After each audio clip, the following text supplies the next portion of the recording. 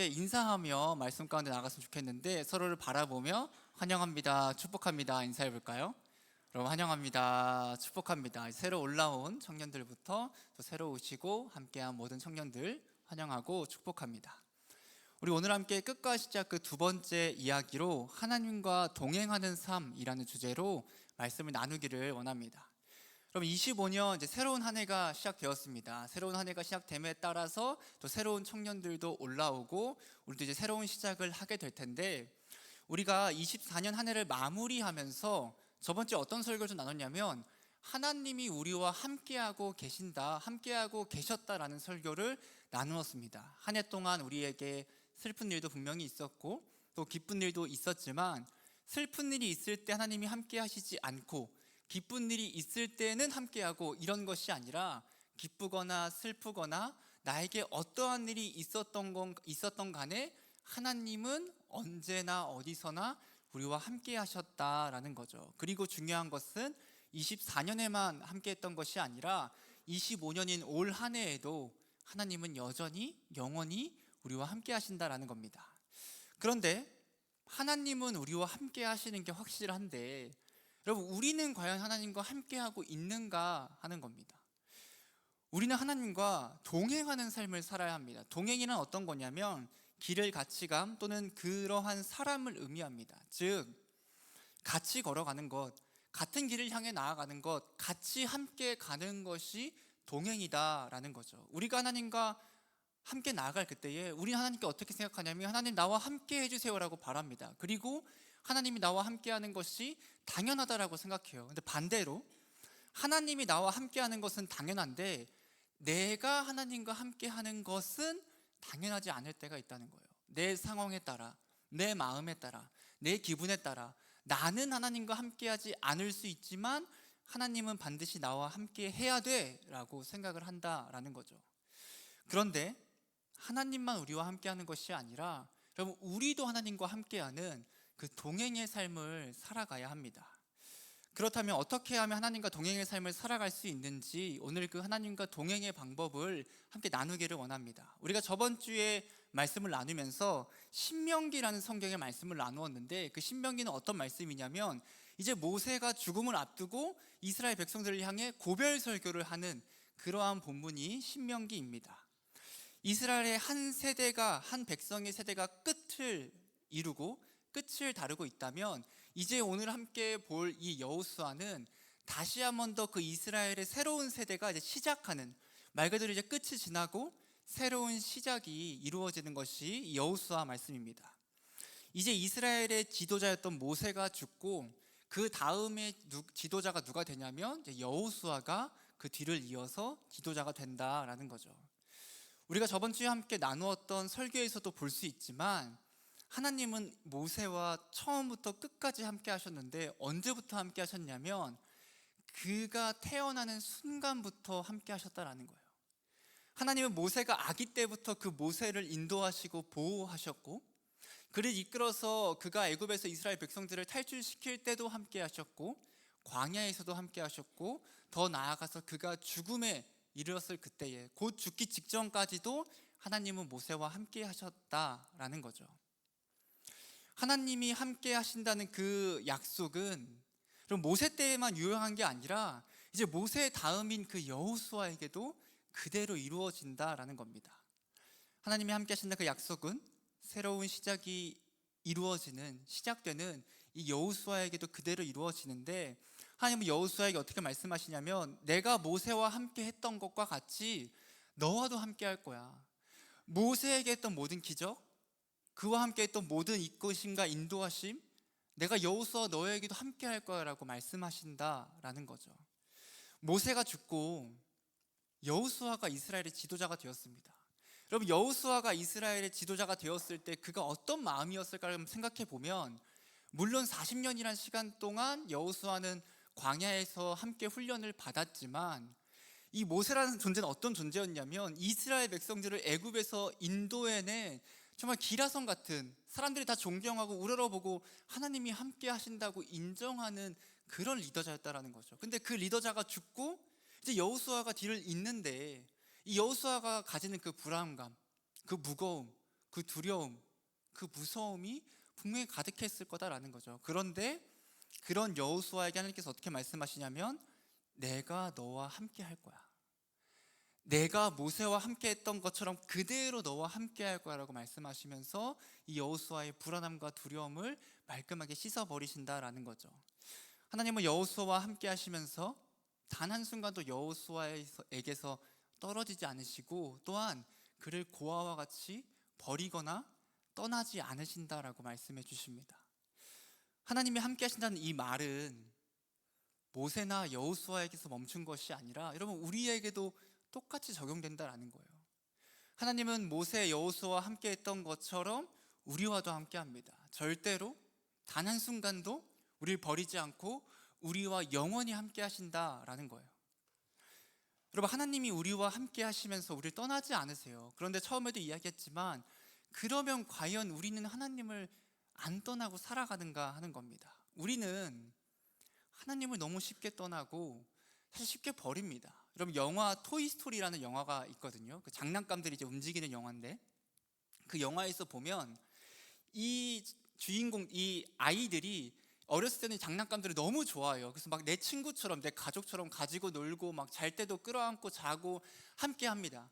근데 점점 이 아이들이 자라나면서 더 사랑하는 것, 더 좋아하는 것이 생기고 또 나이가 들면서 컴퓨터 게임이나 스마트폰 등 더 재밌고 즐거운 게 생기면 어떻게 하냐면 그 장난감들을 버리고 떠나기 시작합니다.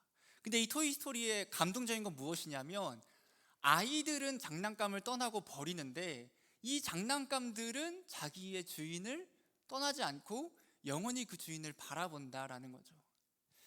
우리가 하나님을 대할 때 이런 장난감처럼 대할 때가 있지 않은가 하는 생각이 듭니다. 하나님을 처음 만나고 하나님을 사랑한다 고백하고 하나님과 함께할 그때 하나님 너무 좋아요, 너무 사랑해요, 하나님과 함께할 거야라고 고백하는데 시간이 지나고 내가 더 좋아하는 게 생기고 내가 더 사랑하는 게 생기고 내 삶에 더 중요한 게 생기면 어떻게 하냐면 마치 장난감을 버리듯이 하나님을 버리고 하나님을 떠나버리는 삶을 살아간다라는 겁니다. 팀 켈러의 내가 만든 신이라는 책이 있는데 이 책에서 팀 켈러가 우상을 이렇게 정의해줘요. 우상이란 무엇이든 당신에게 하나님보다 더 중요한 것이다. 무엇이든 하나님보다 더 크게 당신의 마음과 생각을 차지하는 것이다 라는 겁니다. 우리는 언제 하나님을 떠나고 하나님을 버리는가? 나에게 우상이 생겼을 때. 그렇게 반문할 수 있습니다. 목사님, 저는 우상을 섬기지 않는데요. 저는 금으로 무언가를 만들지도 않고 부적도 가지고 있지 않고 어떤 물건을 섬기지 않습니다 라고 이야기할 수 있는데, 여러분 우상이라는 것은 단순히 눈에 보이는 금, 돌, 나무, 태양, 별 이런 것이 아니라 나에게 하나님보다 더 중요한 것, 나에게 있어서 하나님보다 더 소중한 것, 내 자신, 내 가정, 돈, 내가 원하는 꿈, 내 직업, 내가 가고 싶은 여행, 내 체면치레, 내 외모 등 이것만 있으면 내 삶이 변할 거야. 이것만 있으면 내 삶이 가치 있을 거야. 이것만 있으면 내 삶은 승승장구할 수 있을 거라고 여기는 하나님보다 더 높이 있는 그것들이 모두가 다 우상이다라는 겁니다. 여러분, 우리는 이러한 우상들 앞에서 하나님과 우상을 저울질하다가 하나님을 떠나고 하나님을 버리는 삶을 살아간다라는 거죠. 우리 하나님을 떠나거나 버리면 안 되고 하나님과 동행하는 삶을 살아야 하는데, 그렇다면 중요한 것은 어떻게 해야 하나님과 동행하는 삶을 살아갈 수 있을까 하는 겁니다. 어떻게 해야 하나님은 나를 떠나지 않지만 나 또한 하나님을 떠나지 않고 붙잡고 살아갈 수 있을까를 보면 가장 중요한 건 무엇이냐면 일단 하나님이 우리를 붙들어 주시는 것이 제일 중요합니다. 그것보다 중요한 건 없습니다. 그분의 은혜, 그분의 사랑으로 나를 붙잡아 주셔야지만 하나님과 동행할 수 있는데, 그렇다고 우리의 책임, 우리의 역할이 없는 게 아니다라는 거예요. 인간의 역할, 인간의 책임이 무의미하지 않다라는 겁니다. 하나님과 함께하기 위해서 우리가 해야 할 몇 가지가 있는데, 여러분 오늘은 그 중에서도 가장 중요한 한 가지를 좀 살펴보려고 해요. 그게 무엇이냐면 말씀입니다. 말씀, 하나님의 말씀. 하나님의 말씀으로 살아가는 것이 하나님과 동행하는 삶을 살아가는 가장 중요한 방법입니다. 그 방법을 세부적으로 해서 세 가지로 좀 살펴보도록 하겠습니다. 첫 번째로 하나님과 동행하기 위해서는 우리는 말씀을 매일 읽어야 한다라는 거예요. 매일. 여호수아 1장 8절 그 첫 번째 부에 보면 이렇게 나옵니다. 이 율법책을 내 입에서 떠나지 말게 하며 라는 거죠. 여기서 떠나다라는 것은 떠나다, 제거하다라는 말이 의미가 있고 세번역 성경에서는 이렇게 해석을 합니다. 이 율법책의 말씀을 늘 읽고 라는 거예요. 늘 읽고. 유진 피터슨의 메시지 성경에서는 이 부분을 이 계시의 책이 잠시도 내 마음에서 떠나지 않게 하여라 라고 번역해 줍니다. 그러니까 쉽게 이야기하면 어떻게 하라는 거냐면 매일매일 하나님의 말씀을 읽고 그 말씀이 내 삶에서 떠나지 않게 해야 한다는 거예요. 여러분, 그게 진짜 중요하다는 겁니다. 하나님과 동행하기 위한 방법으로, 그럼 말씀이 왜 중요할까요? 오늘날 많은 성도들이 말씀을 안 읽고 살아갈 때가 참 많이 있습니다. 말씀을 중요하게 생각하지 않으니까 말씀을 읽지 않는 거겠죠. 그저 이렇게 생각하는 거죠. 내가 일주일에 한 번 예배 드렸잖아. 여러분 이렇게 예배 와서 드리죠. 예배 40분, 50분, 1시간 드리잖아. 금요 기도에 나와서 예배 드리잖아. 수요 예배에 나와서 예배 드리잖아. 그럼 3번, 2번, 1번 정도 말씀을 들으니까 그거면 충분한 거 아닌가? 그거면 내가 굳이 말씀을 읽을 필요가 없지 않은가? 하고 생각하는 거죠. 우리 청년들도 말씀을 다 읽죠? 네, 감사합니다. 누군간 읽을 거고 누군간 못 읽을 거라 생각해요. 읽고 싶은데, 그렇죠? 읽고 싶은데 못 읽을 수 있는데, 여러분 생각해 보세요. 나는 과연 일주일에 몇 번, 몇 분이나 하나님의 말씀을 읽고 있는가?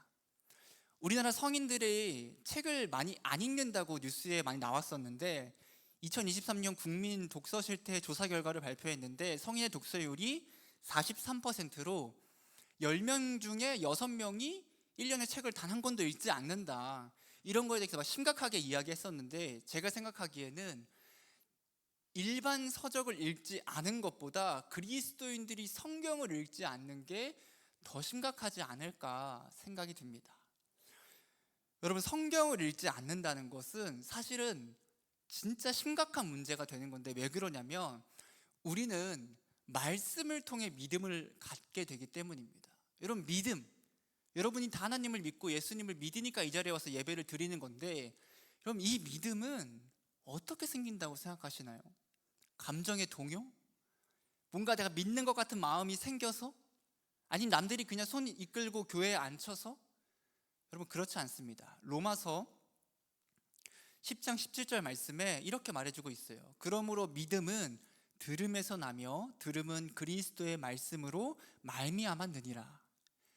역순을 하면 어떻게 이야기할 수 있냐면 그리스도의 말씀을 들음으로 말미암아 믿음이 생긴다라는 거예요. 믿음이라는 것은 그냥 감정의 동요, 어떤 감정의 막 심장이 두근두근거림이 아니라 말씀을 듣고 말씀을 읽는 것을 통해서만 우리에게 믿음이 생긴다라는 겁니다. 여러분들이 지금 믿고 있는 이유는 말씀을 들었기 때문에, 말씀을 읽었기 때문에 여러분들이 예수님을 구주로 다 받아들이고 믿고 살아간다라는 거예요.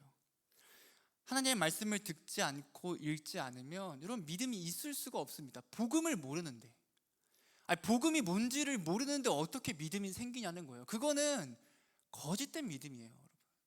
말씀 없는 믿음은 사실은 거짓된 믿음이라고 할 수 있습니다. 여러분, 우리가 어떤 사람들은 말씀을 굳이 꼭 읽어야 하냐고 반문합니다. 말씀을 읽어야 합니까?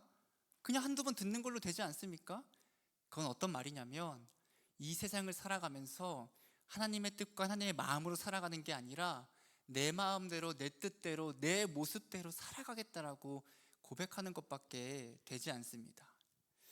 성경은 하나님의 구원의 계획이 들어가 있고 하나님의 뜻이 들어가 있고 우리를 향한 하나님의 음성이 들어가 있는 것이 성경 말씀이다라는 거예요. 여러분, 믿음이라는 것은 계속 말하지만 감정이 아닙니다. 왜 감정이 아니냐면 믿음에는 중요한 3요소가 있어요. 3요소. 이렇게 할 때 믿음이다라는 건데 세 가지가 무엇이냐면 지식과 동의와 신뢰라는 것이 있습니다. 지식과 동의와 신뢰. 제가 지어낸 게 아니라 있는 말들이에요.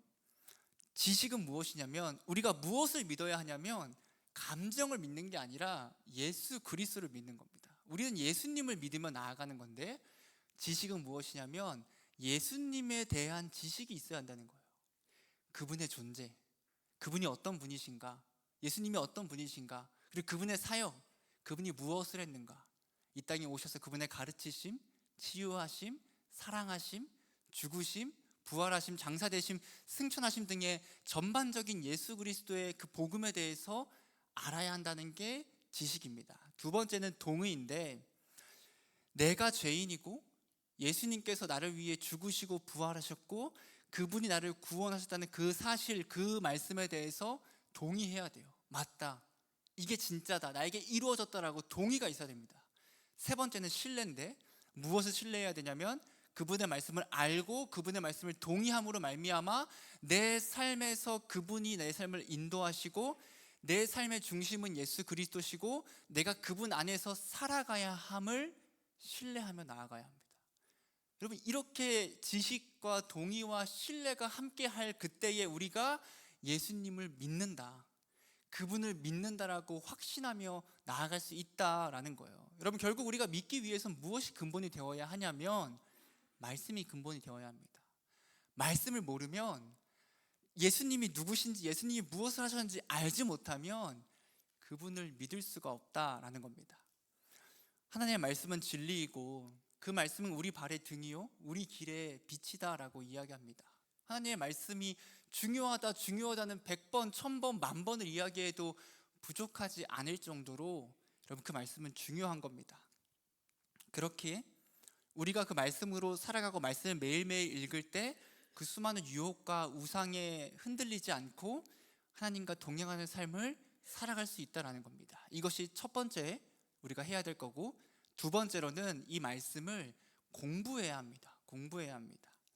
여호수아 1장 8절 중간에 보면 이렇게 말합니다. 주야로 그것을 묵상하여 라는 거죠. 주야로 그것을 묵상하여. 묵상하다라고 딱 들으면 우리가 어떤 생각이 드냐면, 묵상, 그냥 깊게, 좀 주의 깊게 읽는 것 정도로 생각하는데, 이 묵상하다라는 것을 세번역 성경에서 어떻게 번역하냐면 밤낮으로 그것을 공부하여 라고 이야기합니다. 밤낮으로 그것을 공부하여.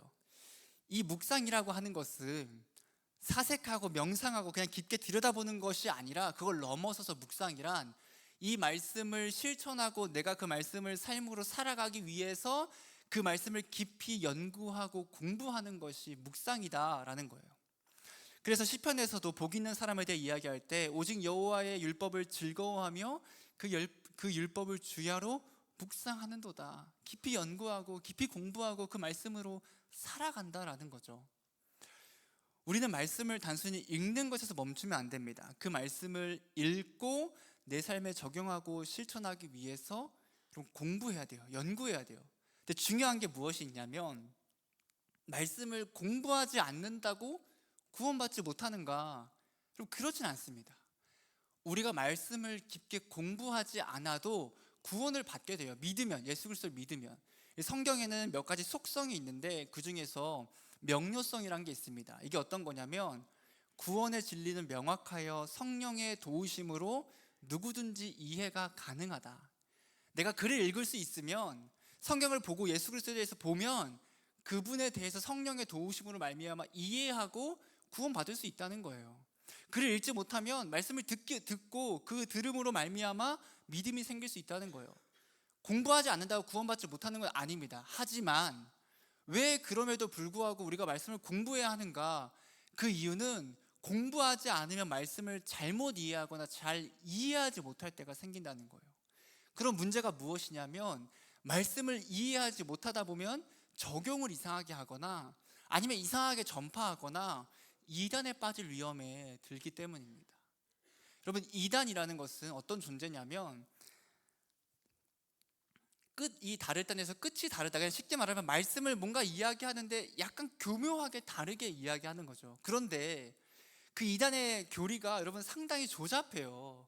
여기서 기분 나빠하면 혹시 조잡하거든요. 이단의 교리가 조잡해요. 그래서 제가 왜 이렇게 이야기하냐면, 그래서 말씀을 조금만 잘 알고 있으면, 그냥 기본적으로만 알고 있으면 그 이단이 하는 말이 이상하게 느껴집니다. 왜 저렇게 말하지? 내가 평상시 듣던 말이 아닌데? 우리가 평상시 나누던 말씀이 아닌데? 라는 이상함이 느껴질 수밖에 없어요. 그런데 말씀을 공부하지 않고 말씀을 읽지 않으면 그런 이단들의 이야기를 들으면 아, 그렇구나. 아, 내가 못 배웠구나. 내가 몰랐구나. 안 알려줬구나. 그게 아니라 다른 말이기에, 잘못된 말이기 때문에 듣지 않았던 겁니다. 여러분, 공부하지 않으면 이런 이단들에 대해서 빠질 위험이 분명히 있고, 공부하게 되면 안 빠지게 되는 거죠. 또한 두 번째로, 우리는 말씀을 내가 듣고 나만 믿는 게 아니라 어떻게 해야 되죠? 전파해야 돼요. 전파해야 돼요. 여러분들의 친구들, 가족들, 내가 사랑하는 사람들, 사랑하는 이웃들에게, 그 믿지 않는 사람들에게 이 복음을 전파해야 하는데, 전파하려면 알아야 한다는 겁니다. 우리가 전도할 때 어떻게 하죠? 예수님 믿으세요, 교회 다니세요. 너무 좋아요. 너무 좋은데 문제는 무엇이냐면, 그럼 질문할 수 있겠죠. 예수님이 누구신데요? 교회가 뭔데요? 그러면 그 이후에 여러분 대답을 하려면 알아야죠. 예수님은 우리의 죄를 위해서 구원하시기 위해 이 땅에 오신 분이고, 그분께서 이 땅에서 십자가에 못 박히고 돌아가심으로 말미암아, 부활하심으로 말미암아 우리의 죄가 용서받았습니다. 그래서 우리가 살아갈 수 있게 된 겁니다. 이런 이야기들을, 복음을 전할 수 있어야 한다는 거예요. 그러기 위해서는 그런 말씀을 공부해야 한다라는 겁니다. 말씀을 공부하고 말씀을 알아갈 그때에 여러분 그 은혜가 더욱더 풍성해질 수밖에 없는데, 중요한 건 그러면 말씀을 어떻게 공부할 수 있는가? 제가 여러분들에게 책을 사서 읽어라 이러면 하겠습니까? 안 할 것 같아요. 어렵죠. 어떻게 쉽게 공부할 수 있냐면 목회자들한테 물어보시면 돼요. 여러분, 수학 문제를 풀다가 수학을 모르면 어떻게 해요? 선생님한테 찾아가는 거예요. 선생님, 이게 뭐죠? 이게 어떻게 푸는 거죠? 답이 뭐죠? 똑같아요. 말씀을 읽고 공부하다 모르겠어요. 무슨 뜻인지 모르겠어요. 그러면 목사님들 찾아가세요. 저를 찾아오세요. 이게 무슨 말씀인가요? 이게 어떤 말씀인가요? 라고 알려달라고 하시면, 여러분, 제가 너무 재밌게, 제가 재밌게, 여러분들은 재미없을 수 있어요. 저는 재밌게 이건 말이지 하면서 알려드릴 테니까, 여러분 모르면 물어보면서 차근차근 알아가면 됩니다. 우리가 말씀을 알아간다는 것은 하나님에 대해 알아간다는 뜻하는 거고, 하나님에 대해 알아가면 여러분 그 은혜가 더욱더 풍성해지게 됩니다. 그러니까 우리가 말씀을 읽고 그 말씀을 공부해야 합니다. 마지막 세 번째로, 하나님과 동행하기 위해서는 이 말씀을 행해야 합니다. 실천해야 해요. 1장 8절 마지막에 보면 이렇게 나옵니다. 그 안에 기록된 대로 다 지켜 행하라 라는 거죠. 말씀을 읽고 말씀을 공부하는 것에서 멈추면 어떻게 되냐면 내 지적 허영에 그냥 충만해집니다. 나 이거 알아, 나 이렇게 똑똑해, 나 이렇게 다 알아, 잘 알아, 지식이 충만해라고 멈춰버리는 것이 아니라, 우리가 말씀을 보고 공부하면 제일 중요한 건 말씀을 행하는 삶을 살아가야 한다라는 거예요. 우리가 어떤 말씀을 지켜야 하는가? 여러분들이 가지고 있는 성경책의 모든 말씀인데, 하나님이 하라고 하는 것은 하고 그분이 하지 말라는 것은 하지 않으면 됩니다. 더 기본적으로 가면 10계명 말씀이 있겠죠. 1계명 나 외에 다른 신을 섬기지 말라. 2계명 우상을 만들어서 절하지 말라. 3계명 내 이름을 망령되이 여기지 말라. 4계명 안식일을 거룩하게 지켜라. 부모를 공경하라. 거짓말하지 말라. 살인하지 말라. 이웃의 걸 탐하지 말라. 등등등등등등의 우리가 알고 있는 진짜 가장 그 계명의 근본이 되는 말씀들이 있고, 더 나아가서 마태복음의 산상수훈 같은 것을 보면 세상의 소금과 빛으로 살아가라. 분노하지 마라. 욕하지 말아라. 간음하지 마라. 악한 자를 대적하지 말아라. 원수를 사랑해라. 외식하지 말고 돈을 사랑하지 말라라는 등의 수많은 말씀들이 있는데, 이걸 어떻게 하면 알 수 있냐? 말씀을 읽어야 하는 거예요, 여러분. 읽지 않으면 모르고, 모르면 말씀대로 살아가는 게, 하나님의 뜻대로 살아가는 게 아니라 내 뜻대로 살아가는 거예요. 내 기준대로. 이건 죄가 아니지 않을까? 욕하는 것 정도, 질투하는 것 정도, 화내는 것 정도, 게으른 것 정도 죄가 아니지 않을까? 하지만 성경에서는 그 모든 게 하나님 앞에서 죄라고 분명히 이야기해주고 있다라는 거죠. 우리가 믿음이 있다고 할 때 말로만 하는 것이 아니라 행함으로도 함께 해야 합니다. 야고보서 2장 14절에 보면 이렇게 말해요. 내 형제들아, 만일 사람이 믿음이 있노라 하고 행함이 없으면 무슨 유익이 있으리요? 그 믿음이 능히 자기를 구원하겠느냐? 이러면서 야고보가 어떤 예를 드냐면 이런 예를 듭니다. 어떤 사람이 헐벗고 먹을 것도 없어서 막 춥고 배고픈 상태로 길거리에 있는 거예요. 근데 가다가 우리가 발견해요. 그리고 이 사람한테 뭐라고 말하냐면, 너 괜찮니? 집에 좀 가. 몸 좀 따뜻하게 해. 밥 좀 먹어. 말만 하고 그냥 가버린다는 겁니다. 그럼 이건 뭔가요? 놀리는 거죠. 놀리는 거죠. 아니, 지금 옷이 없어서, 집이 없어서, 먹을 돈이 없어서 춥고 배고프고 헐벗은 사람에게 너 집 좀 가. 야, 따뜻하게 좀 있어. 밥 좀 가서 사 먹으라고 말로만 하면 놀리는 거 아닙니까? 그래서 야고보서 2장 17절에 이렇게 말합니다. 이와 같이 행함이 없는 믿음은 그 자체가 죽은 것이라. 믿음이 있으면 행함이 나와야 합니다. 말씀을 읽고 말씀을 공부하면 그 말씀으로 살아내야 하는 거예요. 말씀으로 살아가야 하는 겁니다. 그럼 말씀은 힘이 있어요. 말씀은 우리의 삶을 변화시키고 우리를 구원으로 인도하고 우리를 영적으로 충만하게 할 힘이 있습니다. 그래서 히브리서 4장 12절에 이렇게 말해요. 함께 읽어볼까요? 앞에 보고. 하나님의 말씀은 살아있고 활력이 있어 좌우의 날선 어떤 검보다 예리하여 혼과 영과 및 관절과 골수를 찔러 쪼개기까지 하며 또 마음의 생각과 뜻을 판단하나니. 말씀은 텍스트에 불과한 것이 아니라 말씀은, 하나님의 말씀은 살아있고 활력이 있어서 우리의 삶을 변화시키고 우리를 변화시킬 충분한 능력과 힘이 있다는 겁니다. 하지만 문제는 우리가 이 말씀을 과연 온전히 다 지켜 행할 수 있는가 하는 거죠. 어떻게 하나님 말씀하시냐면 말씀을 다 지켜 행하라라고 말해요. 여러분, 어떻게 말씀을 다 지켜 행합니까? 우리가 지금도 울컥울컥 우리의 그 죄악된 마음이 올라오는데, 지금도 분노하고 지금도 시기하고 지금도 질투하고 지금도 음란하고 지금도 탕엽스러운 그 마음이 울컥울컥 올라오는데 어떻게 이 말씀을 다 지켜 행합니까? 그럼 우린 구원받지 못합니까? 여러분, 그렇지 않다는 거예요. 그렇지 않을 수 있는 이유가 무엇이냐면 그게 바로 예수 그리스도가 이 땅에 오심으로 가능하다는 겁니다. 여러분, 하나님께서 예수님을 이 땅에 보내주셔서, 예수님이 이 땅에 오셔서 하나님의 말씀, 그 율법에 온전히 순종하십니다. 그래서 그분의 순종으로 말미암아 그분의 완전한 순종이 의가 되어서 예수 그리스도의 의로움이, 그분의 의가 우리들에게, 우리가 그분을 믿음으로 말미암아 전가되는 것을 뭐라 이야기하냐면, 그분의 의가 전가되어서 우리가 의롭다 칭함받는다. 여러분, 이것을 칭의라고 하는 거예요. 우리가 어떻게 의롭게 여겨질 수 있지? 말씀을 지키지 못하는 우리가 어떻게 하나님 앞에서 말씀을 지킨 자로 여김받을 수 있지?